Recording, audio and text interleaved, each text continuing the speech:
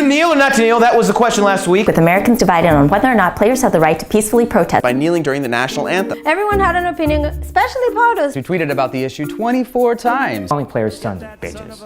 About name-calling, North Korea claims the U.S. declared war on them after President Trump called Kim Jong Un rocket man at the UN. The White House called the supposed declaration absurd. No word yet if Elton John was offended. Puerto Rico is reeling in the aftermath of Hurricane Maria, Which has left the island with no power and many Without water, gas, or food. A burden which could ease with the suspension of the Jones Act. Which the White House first denied, but later agreed to suspend for 10 days. Which is the same amount of time it would take you to binge watch every episode of Law & Order. You can always evacuate as long as you pay the government back in full for their trouble. Across the world, 130,000 people have fled Bali, currently on volcano watch. Speaking of trouble, this week was another busted effort in repealing the Affordable Care Act. Facebook and Twitter turned over information about Russian accounts impersonating U.S. activist groups In which they created divisive fake news. their ultimate goal is unclear, but what we can be certain of is that Russians still love Steven Seagal. Who also has plenty to say about the Anthem kneelers. And finally, Hollywood mourns the death of Hugh Hefner, founder of Playboy magazine. Which, we only read for the articles. The famous pajama wearer in chief. He's 91 years old, and he's the only person we cannot say is in a much better place.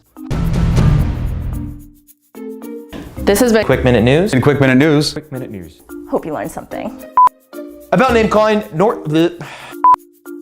All right, here we go. Yeah. I don't know whether or not players have the right to sorry, I'll do it again. You're cracking me up. All right.